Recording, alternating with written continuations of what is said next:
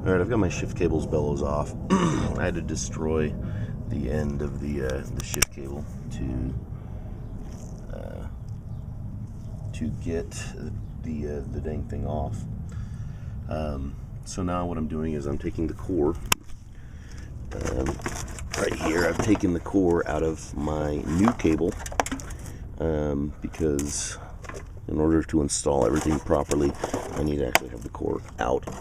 So I'm going to install my core now. I'm going to install my core. First, I need to take this bad boy off because it's not going to be able to fit through this small little hole in there. So I'm going to remove this, and from there, I'm going to try to tape the two cables, the two cores together, so I can just use this as a fish and pull this through. I don't know if that hole's going to be big enough for both cores though, so I will find out here in a minute.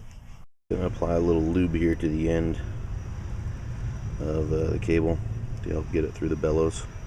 I've read that helps. So get that, spread it around. Okay, I was able to get this on. It took a little bit of work. I put some WD-40 on the housing and also threw some in here to help slide it down, but got it in. Now I'm going to feed this end of the housing into the transom, which is right there. You can see where my other old cable there. Okay, I'm going to take the shift cable and feed it through the transom here. I've got my helper, Mr. Caleb. He's going to shove this thing through. I'm going to be in the boat. I'm going to be looking for it and try to follow the same route that this cable, the old cable, is following. So I'm going to go ahead and do that. It's not easy to get that in and routed the proper way, but we were able to do it. We ended up pushing it through the wrong way. It's much easier if you use the old line to fish it through. I wasn't smart and didn't do that the right way. So we ended up using this cable, or this weed whacker line, and fished it through the right way, and then we're able to loop onto it and pull it through. Very complicated, kind of a pain in the butt. Now I've got the problem of creating a tool. There's a special tool that's used, and to remove these, and it's really just a longer 9/16 socket. This is just an old spark plug socket. So what I'm going to do is I'm going to feed this through, get it on. Now this is a 5/8, and that's not going to fit. We need 9/16. So I am going to add some pieces of aluminum to the inside of this ratchet, and we're going to see if we can make the tool. So see how that goes.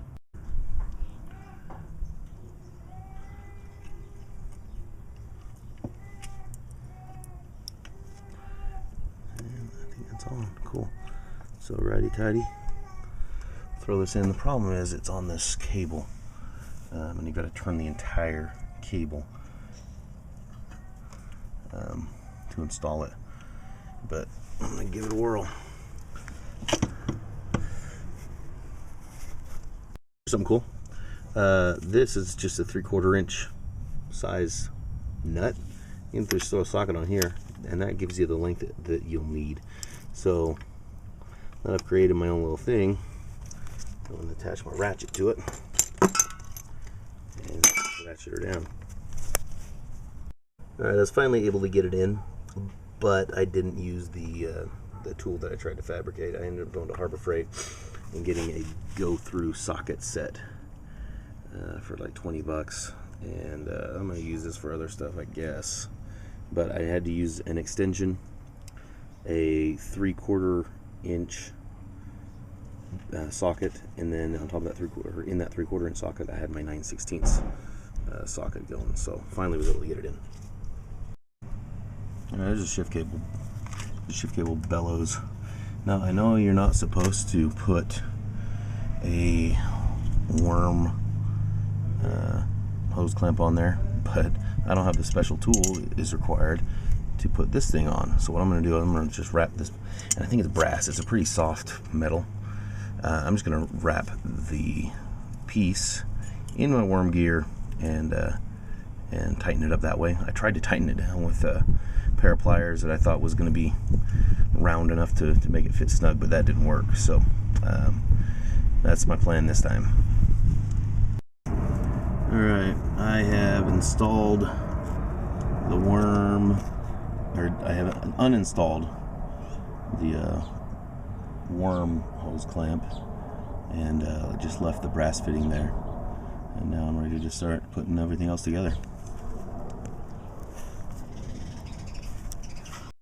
Alright, right now we are installing the bell housing. So what we've done is we've just reinstalled the little fabric washers that go in between the bell housing and the Gimble drive, or the Gimble housing, I think it's called Gimble something.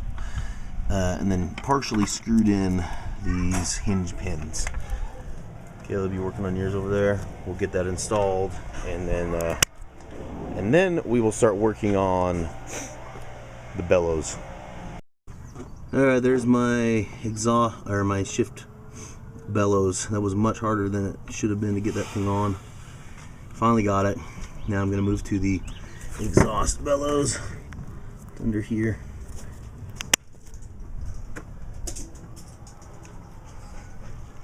So that took a long time to do, I'm not gonna lie. We're really struggling to get these bellows on.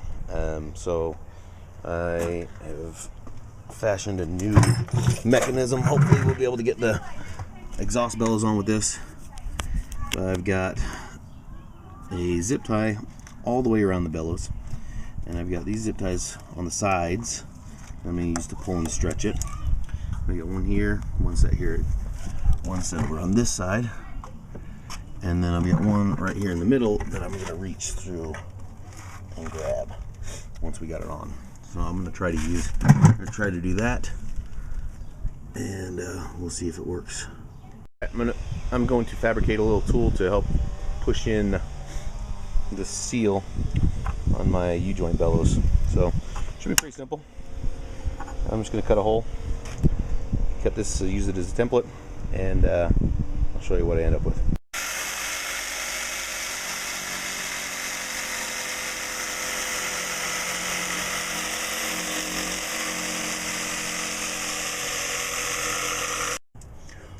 Alright, so I'm going to install the little retainer thing here, and that's going to go in like so. And I've built, there we go. I've built a little mechanism here that will allow me to press it in evenly. So just take that and put it together like so. And I'm going to take the bolts and install them and just screw them in a star pattern, and it'll slowly press it in. So I'll do that, and I'll go to that point.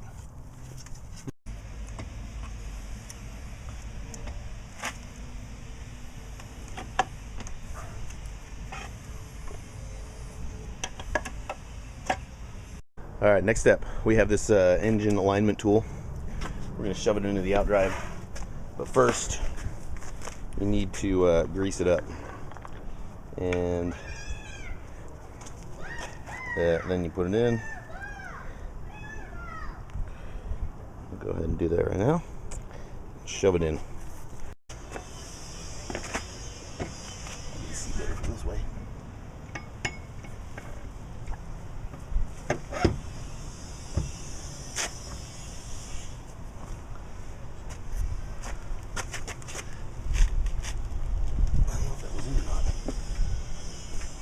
Stupid thing about this.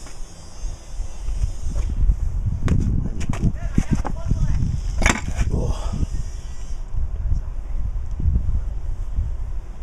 Can't even freaking tell. Hey T. Should we try to put it on and see what happens? Gotta stop the video. Oh, I know, you get it. The camera died before I could get a shot here inside of the Bellows. Here's my ring. It looks like it's okay and gonna be seated well. I hope that's the case. So that's where we're at right now. Next step. I don't know what the next step is. It's the proper way to install a safety wire. You screw this guy in all the way in, and then you back it out a half turn, and then you install the safety wire, wrap it up like that so it doesn't grab on anything, and you're all done. Now I'm going to feed the wire through the housing in through the transom. Alright, I'm going to grease the shift cable roller.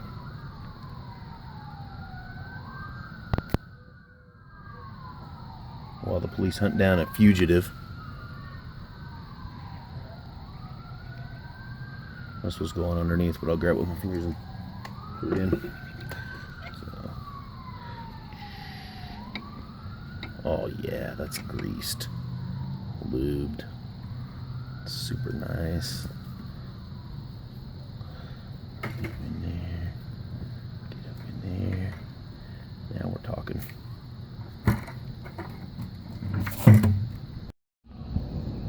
Alright, at least you can see it. I forgot to perma-seal on the threads of this. So I just went ahead and threw some gasket sealant all around the edges, and hopefully that's going to be sufficient. We'll see how it ends up. I'm just not going to freaking tear this whole thing back apart just to put some thread sealant on it. I figured this will do the job. Remember, my next step has to do with the shift cable. And the routing of the shift cable. The shift cable, you have to make sure, for some reason, that you go around the Y pipe here and back up through. Reach my hand down here. Don't ask me why. That's just the way that the manual said to do it. It says it keeps the cable away from something that might tear it up. So anyway, all right, so it's routed properly. Now I'm going to go back down outside and install things. And here we have old cable, rusted, gross. Got a little piece of the shift cable housing stuck in there. This little guy here is rusted on, and that's used to kind of lock the cable in place. As you can see right now, it's not. It's going to move, so I'm going to install this. It's important to have this locked in a specific way with a wire, and I'll show that here in a moment. I got this handy sheath to protect the cable against rubbing against the exhaust, so I'm going to install that on here and go put it down where it rubs against the exhaust. So now we'll take the threaded end of the barrel, bring it in through here, tighten it down all the way,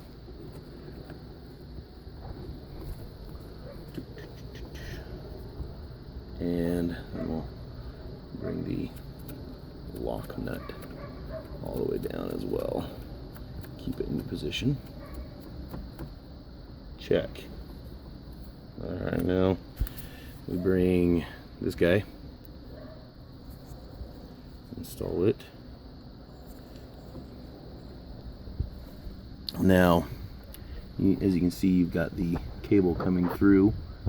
There's a hole that you can view it through right there. So now that I know it's in there, I'm going to go ahead and put the lock screws in, and the lock screws come in right here. So I'll do that right now. Before installing this, you need to make sure that the drive is in forward gear, and that's this position, so it will. We've got to make sure that this shift cable end goes into the Outdrive through here, and also make sure that our drive is in forward. So let's go ahead and start that.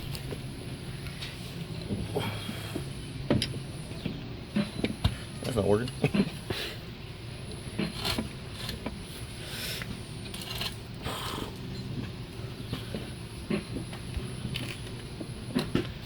Freaking A. Okay. You can stop it. Man, it took way longer than it should have. It took way too much work. You see the sweat?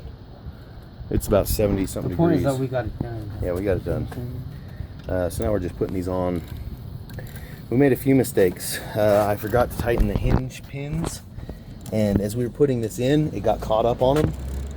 So we worked on that to get it in. We stripped out a couple of threads, which was bad, but ended up getting it done. And then once we got it in, we also failed to make sure that the Outdrive stayed in forward gear. And when we got it in, we couldn't get it back out. So it wasn't in forward, so we got it in. Let's go up here. Can you see how there's a huge gap up here? Mm-hmm. Tighten these ones first. And hopefully this thing goes in just fine. But that was a huge hassle. Took a lot of time, a lot of energy, and I'm sick right now. But looks like we got it.